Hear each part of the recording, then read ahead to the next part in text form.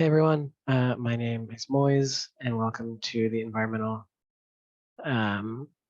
Sacramento Environmental Justice Collaborative Governance Committee's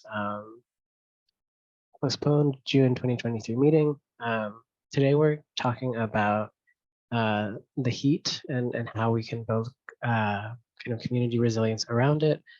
We have Alchemist CDC and a few guest speakers that'll be talking about all of their work. And I just want to maybe ground in kind of the recognition of the moment that we're living in right now as we talk about like climate and all of the mitigation that needs to happen to prevent the worst impacts, also recognizing that a lot of those impacts are already hitting home. While not the hottest that Sacramento has ever been, yesterday, July 4th, and even previously July 3rd, the day before that, both of those days broke records as the hottest days ever recorded on Earth for average global temperature. And today might even be forecasted to beat that in a third consecutive day. And kind of recognizing that, while climate work is both mitigating emissions and the impacts to come, it's also managing those impacts that are already here. Before we dive into kind of the like community cooling stations themselves, I want to pass it over to Sam to briefly first talk about like what Alchemist CDC is, who are you, what do you all do, kind of the full like pitch. I'll pass it to you. Great, thank you. Yeah, I'm happy to talk about Alchemist in general, and then pass it over to Joe to talk more about the cooling stations in particular. So Alchemist CDC, we're a Sacramento-based nonprofit. Our mission is to connect communities to land, food, and opportunity. And we do that toward a vision in which every neighborhood is healthy, equitable, vibrant, and diverse. And for a smallish organization, we do quite a bit. We have some really distinct programs. They're all really tied to the food system in different ways for the most part. So our longest running program has to do with farmers markets. We provide CalFresh access at farmers markets. So, for those who may not be familiar, CalFresh is the California name for SNAP, also known as EBT, formerly known as food stamps. But when food stamps actually became electronic benefit cards, 20 plus years ago, farmers markets were left out because vendors didn't have a way to accept payment from that card. Around 2010, 2011, California passed a law allowing farmers markets to have a third party operating a CalFresh booth at a market where people can come swipe their card, debit however much they want from their account, receive market scrip or market vouchers that they can spend like cash with the vendors to buy their groceries, and the vendors turn it back in to get paid back by whoever's operating that. So we do that at 8 different markets in the region. So that's we also facilitate the market match program for the region, which is a dollar for dollar match up to $10 per customer per market. So if somebody comes and regularly shops at one farmer's market 4 times a month, that's at $40 extra that they can get that month to spend at the market.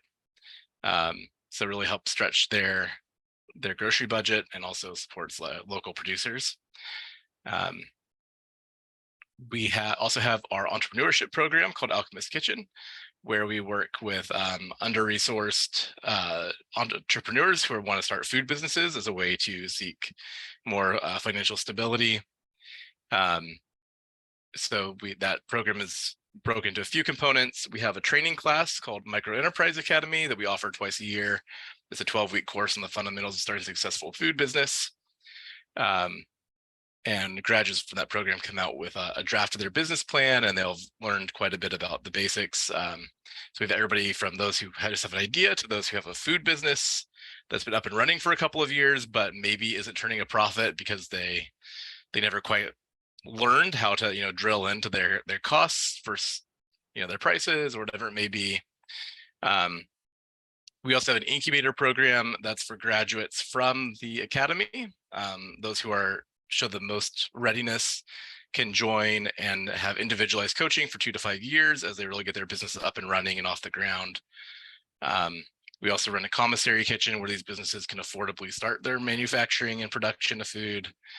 All sorts of things going on there. And then we have our neighborhood empowerment program, which I'll hand it over to Joe to talk about because that is the program that he manages. Before we dive in, could we, not everyone may be familiar with CDC. Could you touch on what that stands for? Oh, sure. So we are the Center for Disease Control. No, we are Community Development Corporation. So yes, we're Alchemist Community Development Corporation, but that's, I think, about 12 syllables. So we normally go by Alchemist CDC. Hey, Sam, do you want to talk about public market before turning it over to me? Sure, that's a good idea.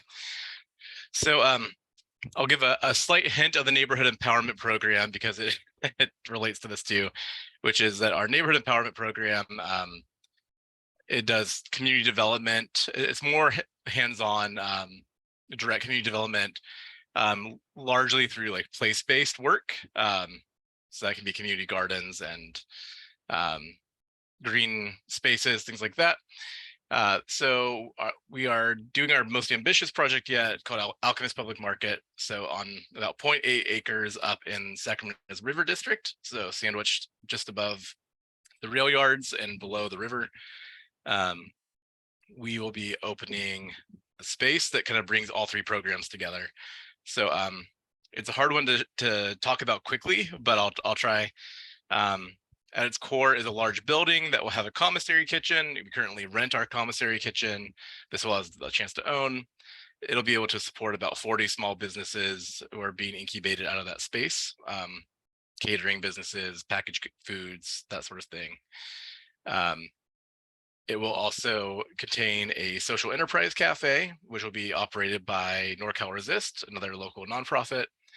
So they'll be running it as a cafe as far as the community is concerned, but it will be a workforce development program for recently arrived refugees and asylees and people who have immigrated through other means, but basically those who have really recent US work authorization and don't have legal work history in the US to help them get on that footing. So they'll be running 6-month cohorts, training people as baristas and bussers and runners, you know, kind of across the spectrum, before placing them into more permanent jobs in the food system to help start that that route. It also have a Sacramento-made retail store featuring products from small Sacramento makers, such as those in our program and other non-food makers. And then the rest of it, we'll have a co-working office as well. And then the rest of it is mostly outdoors as far as the consumer experience. There'll be an outdoor food court, lots of shade, which kind of relates back to some of what we'll be talking about here. But it will be surrounded by 8 food pods, we call them. They're like food trucks, except they're permanent structures. So 8 mini kitchens, mini commercial kitchens with their own vending windows. And those will be spaces where businesses in our program who want to have their own restaurant or a food truck or food trailer can incubate for about 3 years. So they can learn how to do that without having to learn everything else all at once. Build sales data, get an SBA loan for their own space. But this space will also host a weekly certified farmers market with the EBT access, of course. And then we really intend it, the River District, if you're not familiar, has traditionally been an industrial neighborhood with really very few residents at all. It has what was the stalled Township 9 project, which is now back up and running in development. Mirasol Village was recently built and still under construction. So it's going from very few residents to about 10,000 residents over the course of a few years, not to mention many new state workers. So it is going to be a district in search of an identity as a neighborhood. So one thing, we want public market to be really kind of the heart of that community to help people meet their neighbors and build social capital and have a safe place to be together. So like I said, we'll have the farmers market, night markets, things like that.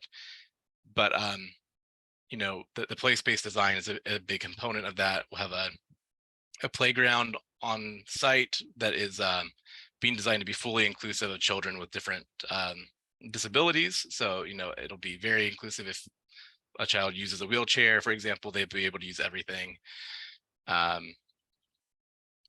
but the site is being designed. We're trying to be very, very responsible with the climate, looking at that. So the whole site is electric. All the kitchens are electric to get the entrepreneurs kind of accustomed to using electrical appliances, that sort of thing in a commercial kitchen. We have a lot of solar panels. I'm sure they won't be enough for the draw of 9 commercial kitchens, but they will help. We have chosen not to have very much parking space, like really just enough for what the incubator folks will be needing, and are instead prioritizing active and public transit. So it'll be within a 10-minute walk of 4 light rail stations. We're talking to SecRT to try to get a bus station there, bus stop there. Having a lot of bike infrastructure, scooter infrastructure, skateboard. And then we live here, we know what it's like. So we're currently, the site has no vegetation at all. We'll be planting a lot of native shade trees. We'll have big shade structures, we'll, misters, things like that to help really help people escape the heat when they come by. And sorry, that, like I said, it's hard to summarize this. I'm still leaving things out, but that's in the works. We recently received a big state grant to build that out. So we are aiming for by the end of 2025 for that to open. Yeah, thank you. And definitely worth sharing.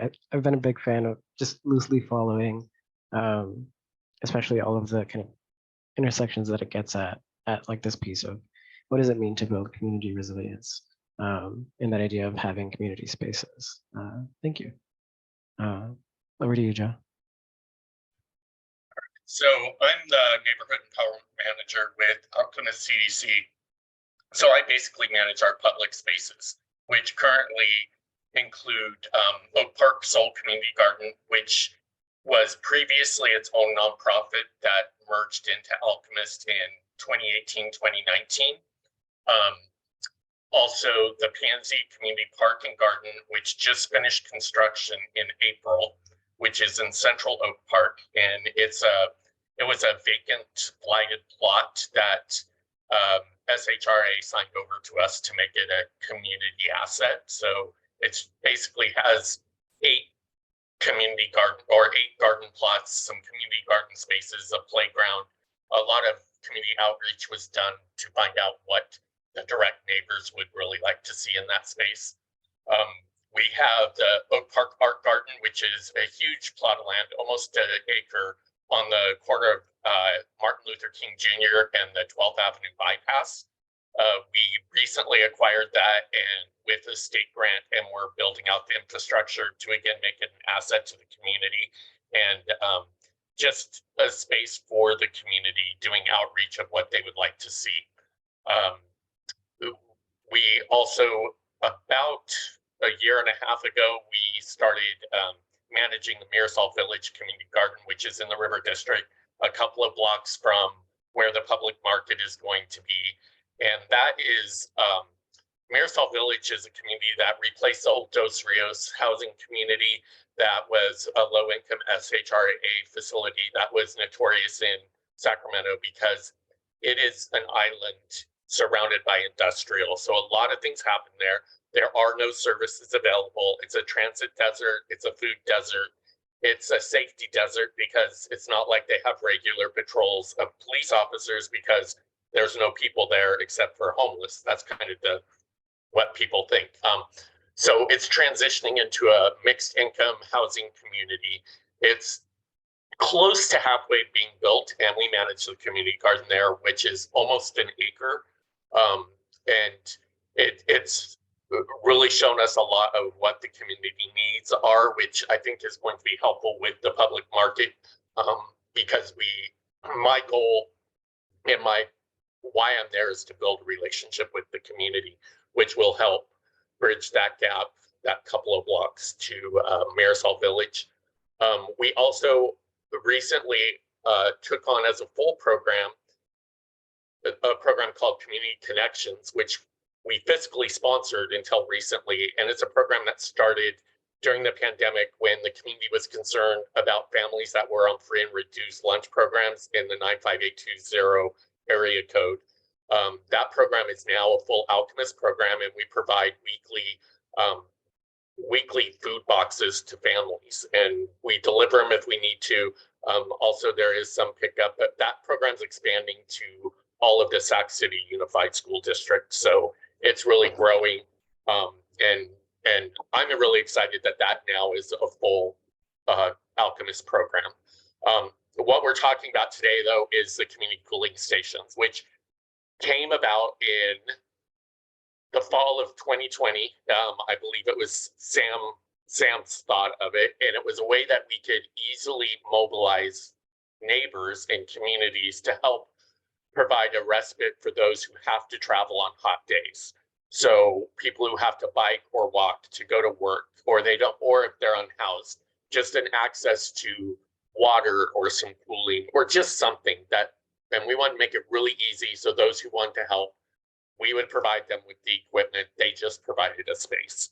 So it's a very grassroots. Everything that's donated to it gets reinvested back in it. Alchemist covers my time and my mileage out of general funds. So anything people donate to it is either purchasing perishables, which right now is just water. When we started, we were doing sports drinks also, but that ends up, unless I get a large donation, that I try to make the money last longer by getting water. We currently get ice from our commissary kitchen, which is great because we don't have to purchase ice any longer. And then the Sac Food Co-op, we got a grant from them to purchase the equipment. So ice chests, tents. It's a unique program in that every space that we have is different. So we kind of will customize what they get based on the space they have. So some spaces have a tent, a misters, some chairs, an ice chest. So those ones are decked out. Other ones like Oak Park Soul Community Garden, we just have an ice chest padlocked to the fence that I go and throw water and ice in. And so and more are getting that way because they don't have to be monitored. People can they just padlock them to a sign to their fence, and they don't have to worry about a tent. They don't have to worry about misters. So that seems to be kind of where we're going more as this has evolved. It's kind of some people keep them open all the time. We offer support when we see that there's going to be several days of extreme temperatures. Then we'll offer support, and I'll run around with ice and water and dump it off to people. There's one on the corner of 28th and I that they generally keep it stocked all summer long, but they do that on their own. So that's kind of an overview of my programs.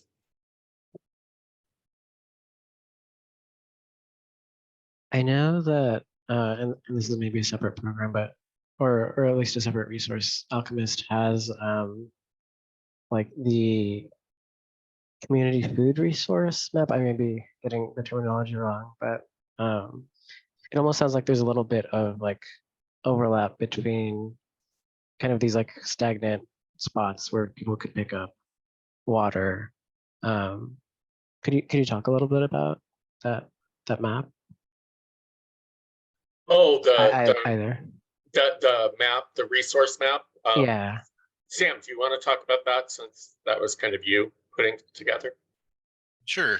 And I don't know if this will work the recording, but I just dropped it in the chat. So anybody tries to look later, it's alchemistcdc.org/food-map. Or if you ever just go to alchemistcdc.org/maps, you can find all the maps we've made. But yeah, this one was just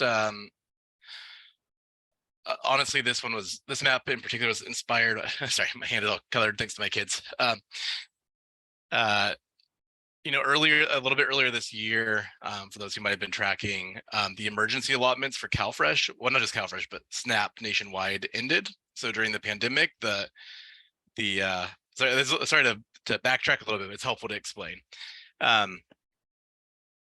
So when the pandemic hit, there was a change made with emergency allotments to how SNAP, EBT, CalFresh worked. There are two steps if you get SNAP. First is, do you qualify to receive it at all? And the second is, how much do you qualify to receive? And that's based on your household size and income. So when the emergency allotments went into place, everybody who qualified to receive SNAP got the full amount, like the max amount that their category allowed for. So like the max amount that a 3-person household or a 4-person or a 1-person household. And if you already met that threshold, then you got an extra $95 a month on top of the maximum. That ended in March, April of this year. And of course, that came at a time when food prices are still incredibly high. Food banks are having a hard time meeting demand because they have high prices too, and they have more people coming to them looking for food. And so there are so many different efforts, some organized, some grassroots, to help get food to other people, that we just wanted to collect that data into one spot and be able to let people find that, you know, if you're active in like Sacramento Facebook groups or on Reddit, you'll see people saying, I'm out of food, my payday's in 5 days. Does anybody know where I can get some? I don't live anywhere near the food bank. I don't have a car. You know, you'll see that. And so we want to drive that point home, that there are resources out there. We don't want to over promise on that and make people think the resources are sufficient, but there are resources out there to be accessed. And so yeah, we just created this map to help pull together all these various things, because like it ranges from food bank official sites to churches with food pantries to people like, you know, the free fridges, if those are still operating. I can't remember right now. Those are always in some tenuous state. So, you know, like the awkward gardeners efforts of loading up different food pantry, free pantries with food from the stores. So yeah, and we also incorporated farmers markets and farm stands there because, again, we wanted to highlight the fact that for those who do receive SNAP, at many local farmers markets and farm stands, they can, if they take out $10, they can double that amount in what they get at the market or the farm stand. And farm stands have unlimited match, by the way, if they're part of the program. So if somebody with EBT goes to Route 64 or to We Grow Urban Farm or something like that, where they have market match, everything is basically half price for you with no limit.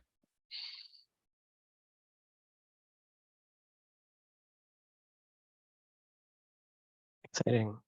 I guess, sorry, getting back to the community cooling stations aspect of it.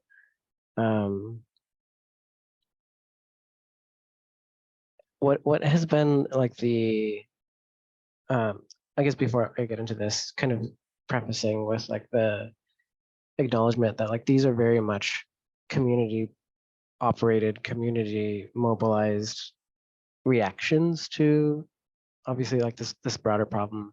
And there exists like city and county like community cooling stations, but we're mostly talking in this context about like these community operated responses, like compiling and trying to organize some of these resources. How has the like volunteer response been as far as like participation in the community like cooling station program? So it generally is good once we start getting extreme weather, because then people think about it. So we've had anywhere, this last weekend, we had our lowest number since I've been here, which is we mobilized 4 stations, but we've been up to 15 stations at different times. A bunch of people have moved since last year, so it's kind of recruiting again. We also get a lot of people who are interested in volunteering their space, but it's not necessarily a space that is the best for the resources, either mainly for the location. Like we have someone in River Park who would love to host a station, but any of their foot traffic there are people who they don't have to be out there walking. They're exercising or walking their dog or something like that. It's in such a location that it's not going to hit who we want it to, which are the people who either don't have a home, don't have some place to be, or they have to be walking or biking to get to work or appointments. So we try to hit corridors that get a lot of foot and bike traffic, just to maximize the resources that we do have. Yeah, that makes a lot of sense. And I think gets to that piece of like where is the need for this, and yeah, like where are there key gaps, I guess, and to this point of like this being very much a also like ongoing conversation and thing that continues, like have you noticed any trends in like, obviously you mentioned like a cohort of people kind of moved and that always happens, but is there like a I guess as the space and people potentially watching this recording who are interested, like what are the requirements of hosting one of these stations, or how can people get involved? There really isn't a requirement to kind of ask to be a host, other than that you have the authority to host. So we don't want people, volunteering space that they don't have the authority to volunteer. And then what I will usually make a determination based on the location, if it's a feasible space. Some things that we've started doing last year is we're using our own spaces now. So like the Oak Park Soul Community Garden, the art garden, we're going to end up setting up one there. So it doesn't just have to be people spaces. It can also be like the queer shop and community shop on Stockton Boulevard by Luigi's Pizza. They hosted one last year that was extremely popular, and they had like the whole setup that did not get vandalized for 2 months into it, which we thought it would be vandalized right away, but it actually lasted for about 2 months, and then we just started chaining the ice chest to a fence, and then it was fine. So I think that's another thing also that we will look at is in our commercial corridors that get a lot of foot traffic, is there a business that's willing to let us chain a cooler to a fence somewhere? And no one's really they're the de facto host, but there really isn't a host. And I just drive by and fill it up when it's going to be hot. Okay, good to know. One thing that I'm wondering about kind of more creatively than people who have access to property, kind of this idea of public space and maybe more oriented around events, as thinking of this as like a pop-up program. Has there been anyone who's done like events at public parks for this program? No, so we haven't done that. I think if we started looking at getting more volunteers involved with it, then we could do that. There is a volunteer from Davis who she has started working with us a little bit, and I believe she will do like at the farmers market and stuff like that when it's extreme heat. She will provide water to people at those events, as well as she has like free fridges and things like that in the Davis area. So we started collaborating a little bit last year, and we're planning on collaborating more this year. It's just, time gets away from us. On that note, I mean, I think there are probably amazing opportunities out there for people to take. I mean, you can imagine, Sacramento has the concert series, that stuff in the summer, right? And pops.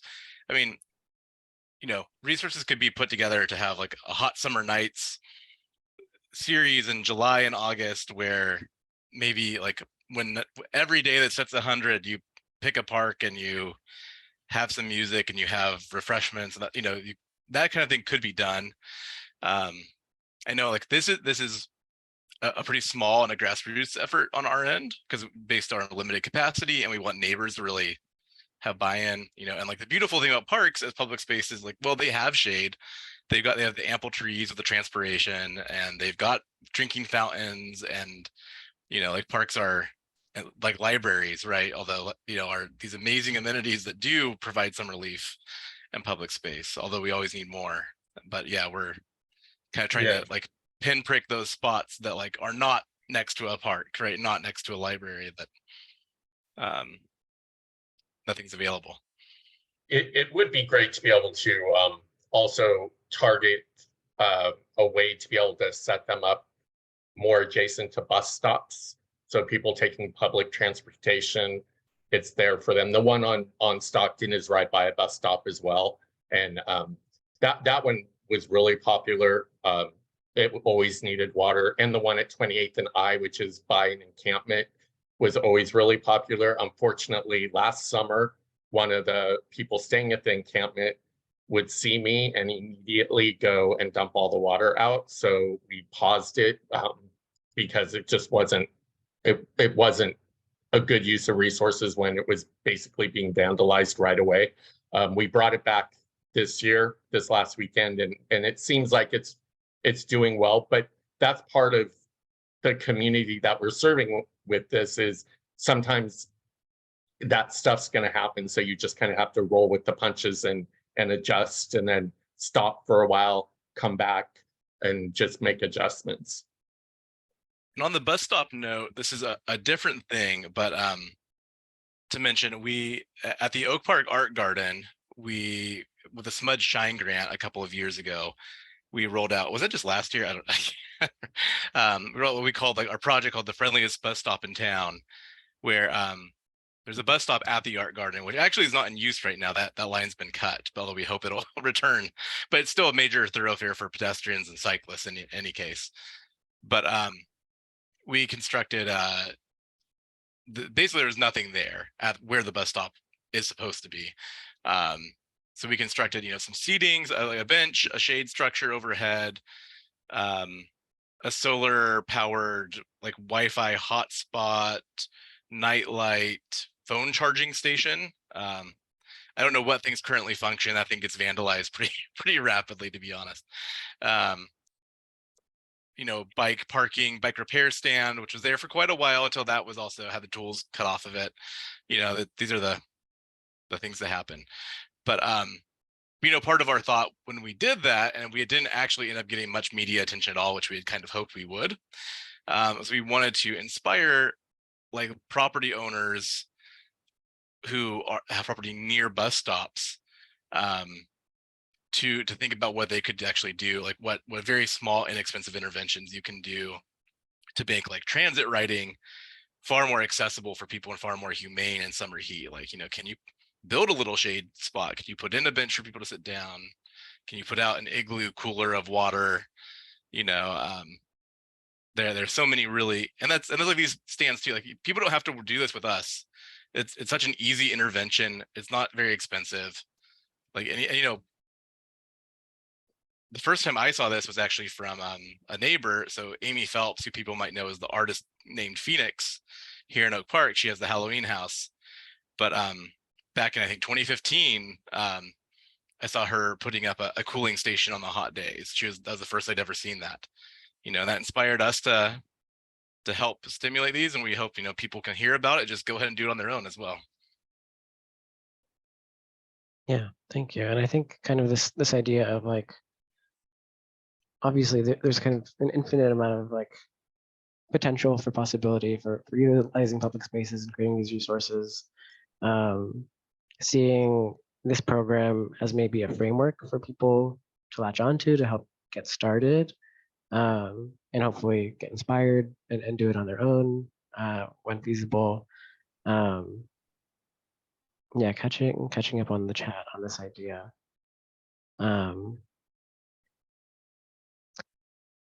Thinking of this as someone who's really excited about this concept, thinking from like an organizing perspective, trying to organize our resources so they can be most impactful.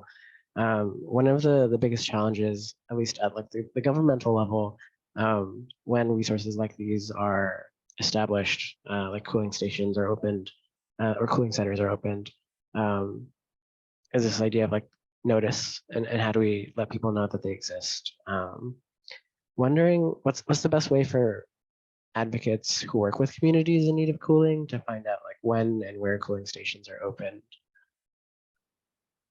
So we have a map of our cooling stations and we post when it's going to be open.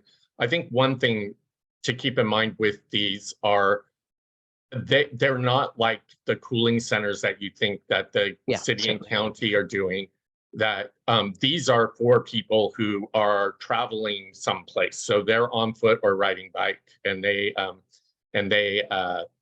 are going through the community. And so we have a sign that says that. So it's great if people seek them out, but it's just as great that they're there for the people who need them when they're walking to work or walking to transit or just going about their day. So, and that's part of the reason we want them to be in high traffic areas, because that's going to have the most impact for people who need it. I mean, it would provide a respite for them. Awesome. Yeah, thanks, Sam, for dropping the map in the chat.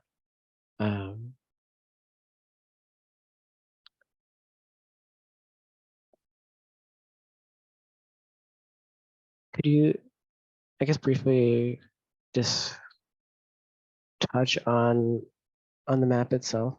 Maybe I can screen share, just for folks in the recording have as well.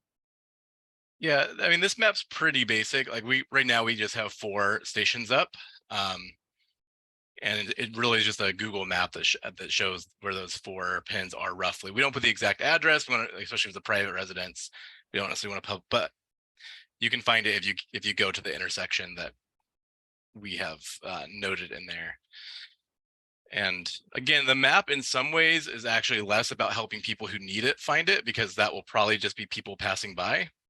It's more along the lines that if somebody is at Costco or something and they want to pick up a 100-pack of water and come drop it off somewhere where it'll be well used, they don't even have to connect with us really. They could just come by and drop it there.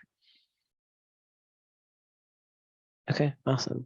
And my goal this year is that I will have a picture of the cooling station that will be attached to the map, so people will actually see a picture of the cooling station, because there are other resources that we don't support but are there. So the Purple Pig Eats, I think he's still doing it where he has a water jug out and cups so people can get that. And he's on Stockton by the Med Center, gets a lot of foot traffic. And then there is a private residence on N Street in the high teens that has a water fountain. And they have a water fountain for anyone to use. And they also have a lower water fountain with a bowl for dogs. So we like to include those resources on this map as well, not just ones that we're supporting. Yeah, we need to fill some elements in for this year. We kind of restart the blank canvas so we don't accidentally share that a spot is a site when it's not. But we've been fortunate that June has been fairly mild here, and so there hasn't been a lot of activity yet on it. Although I'm sure that's coming quickly.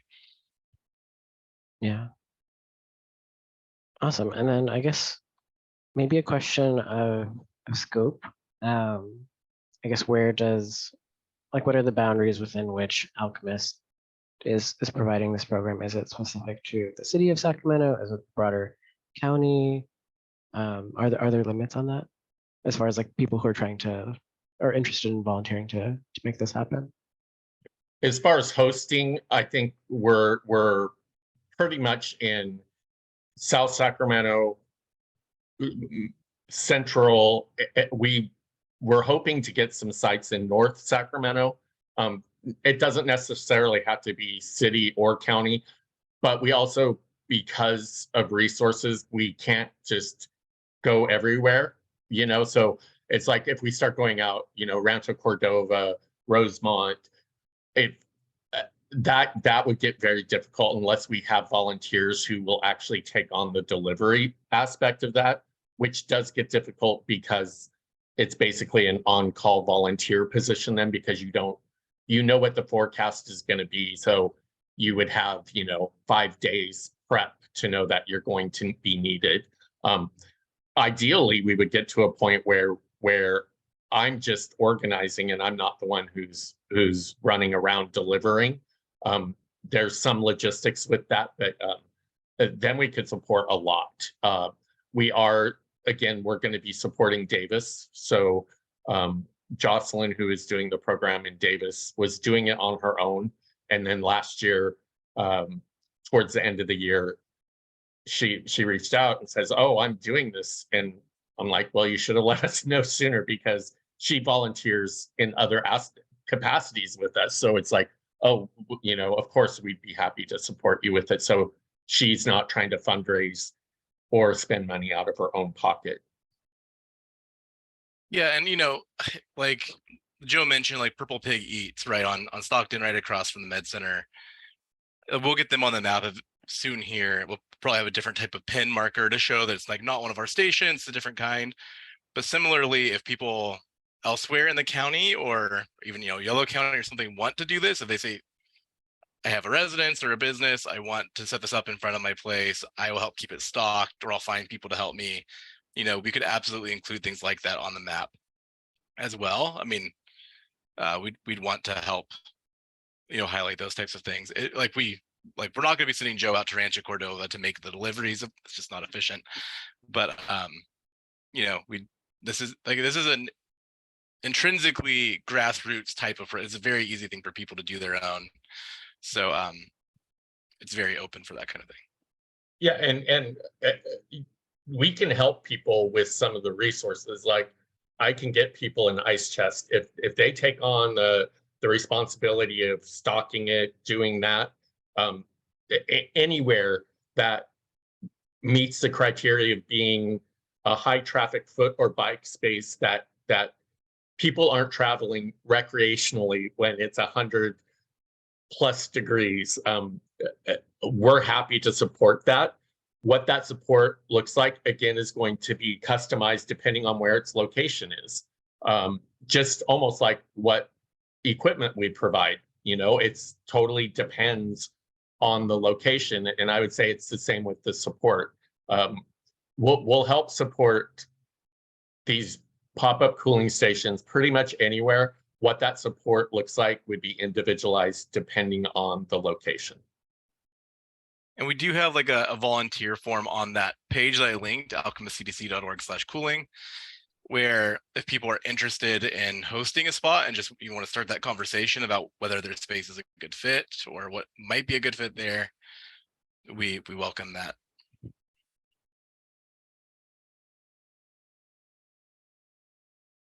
Awesome. Do you mind if I quickly just screen share through the form?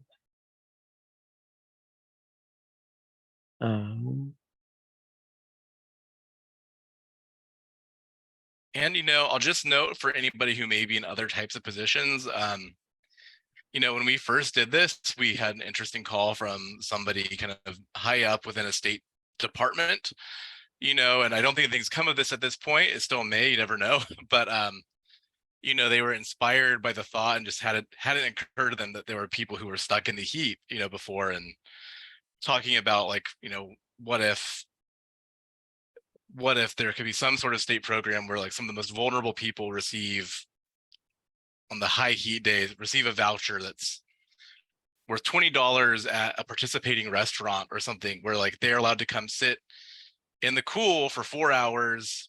It's like the restaurant's getting a little bit more support. They're not just donating, you know, their own resources, but that person gets out of the heat, gets a meal, gets you know, all the drinks they want while they're there, you know, all the water or tea or soda, whatever it may be, just to keep them refreshed. And, you know, haven't seen that come through, but that we do hope that it will maybe inspire people who, like us, are fortunate enough to like not really generally be in that spot of being so vulnerable, but to think about what creative solutions they could tackle. I mean, like what Steven said here in the chat, you know, I'd love it if all of our public transit was just free, you know, in general, but that's a tough nut to crack. It's a long policy goal, but you know, what if could we push to find a way to fund that on 100+ degree days that all SAC RT is fare free? Well, yeah, we find a way to make free rides to beer festivals or Kings games. So, I mean, what's needed more? People who are going to those events or people who have no transportation to get to a cooling center. Oh, spare the air days, it's free. Oh, so that seems like that'd be a good chunk of the hot days. But And to that point, I will just raise to SACRT and the City of Sacramento and Sacramento County's credit, they do this on occasion to those cooling centers that are opened as government resources. A little tricky figuring out the logistics of making sure that people who need this have access to this very specific time-sensitive document and are able to show it to receive the service. But that's obviously outside our jurisdiction on the very grassroots level, but could be part of advocacy. Yeah. SACRT, does do a lot of, and the free rides for the students and that sort of thing. They've been making some great strides. But yeah, it'd be nice to see people not having to walk to their doctor appointment if they could also catch the bus for free on a really hot day or whatever it may be. So yeah. I think that's about most of my questions. Yeah, I was really excited about having this conversation, kind of just on that frame of, I know there are so many efforts, as you're aware, with like the food resource map of all of these resources that community and volunteers and other organizations are popping up.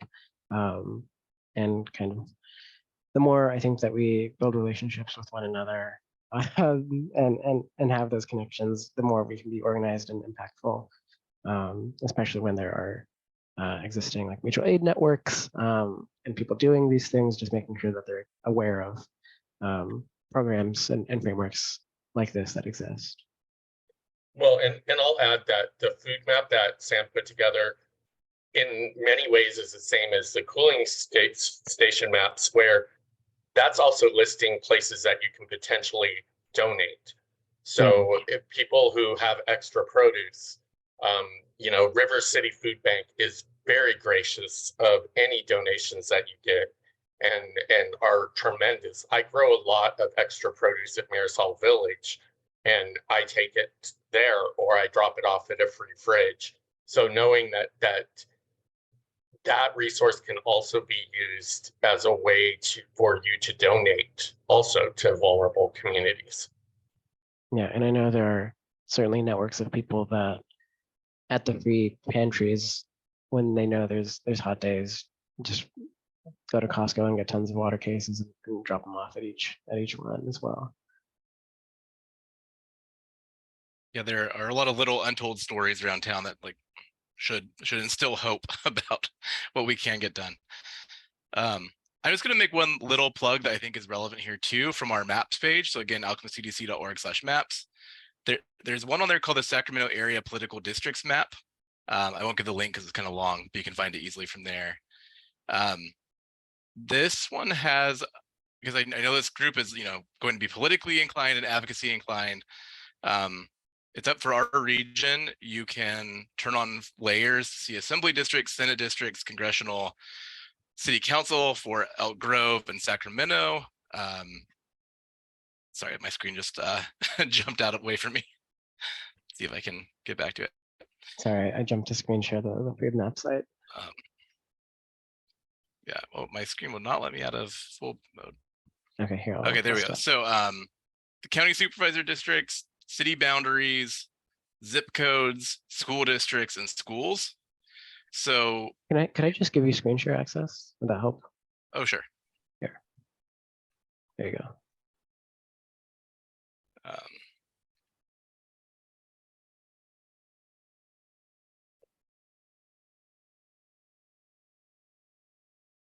Now it is, there we go.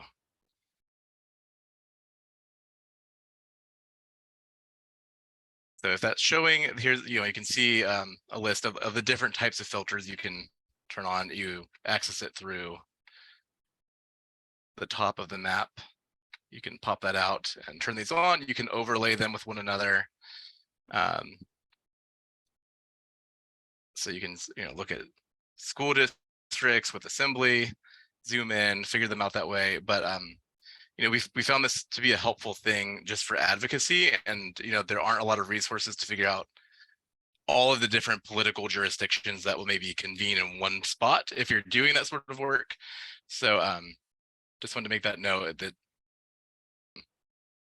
we want this tool to be used by advocates to make progressive change. So yeah, especially when there are overlapping conflicting districts, they aren't depending on which jurisdiction, they aren't as neat as would be convenient. So I think this map is very helpful. and I'll stop that share. Also, I did see just that last one from Stephen that any water is better than no water, but we could facilitate placement of bottle refill stations, the replacement. That is great. I mean, that's like, as we're building our parks, like our actual places, we're, planning to, wanting to put in drinking fountains where people can also refill bottles. Public market will obviously have refill station, that sort of thing. But we also are kind of faced with like trying not to let the perfect be the enemy of the good on this too. Just the level of vandalism does happen. Like I personally have worry about like putting on igloo cooler unattended, the kind like the construction site that you could fill up with a drink and let people fill up their cup from like that sort of thing. You just unscrew the top to get access. It's way too easy for somebody to present a public health risk to other people through that.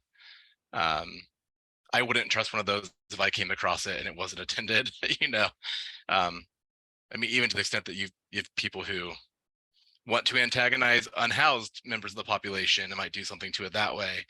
So that's why we haven't really done that. Although, if a resident is out working in their yard and wants to do that or something, they're definitely welcome to put it up while they can watch it.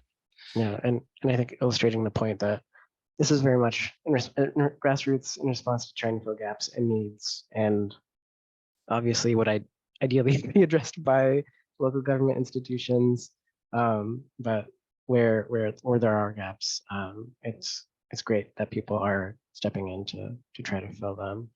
Right.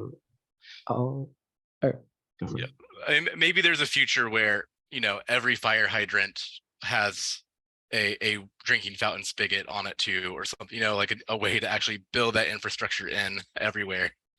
I don't know if that type of thing would be possible, but that's what we need.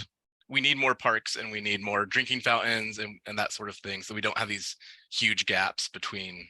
Well, but I'll also say that currently our parks in the neighborhoods that need the drinking fountains the most, the drinking fountains don't work. So that's a huge issue already in certain neighborhoods that they're not maintained as it is now. So, and not just the drinking fountains, but the entire facility. So restrooms are often closed. Any water access, any utility is often disabled in many parks. We'll quickly screen share your food map as we're closing out. If there's any like final words or comments that either of you have or anyone has to share, we should do so now as I kind of just scroll through, or if you want to talk through what we're looking at with this food resource map. It looks like this is all of the different layers, the different kinds of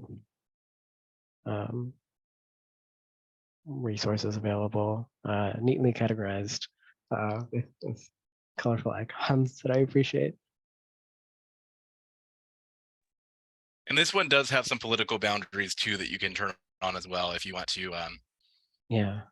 Take a look and say, hey, this district doesn't seem like it has that many. Maybe we connect the council member and figure some things out. Who knows?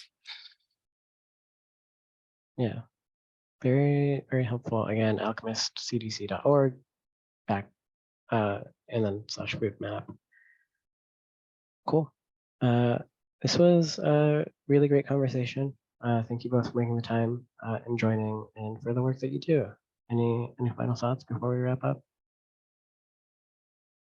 No, thank you very much for hosting us, and would love to hear more feedback. I mean, like Stephen's comments got me thinking on new things too here, and if other people watch this later, would love to hear from others about their thoughts. Okay, and what would be the best way for them to reach you? We have a contact form on our website that you can use just fine, but also SAM at alchemistcdc.org will put you through right to me. Okay, and that's an email address. Yep, I am slow to respond for the most part. It's Fair. but it's there. Okay, awesome. Thanks. And yeah, I'll go ahead and conclude here.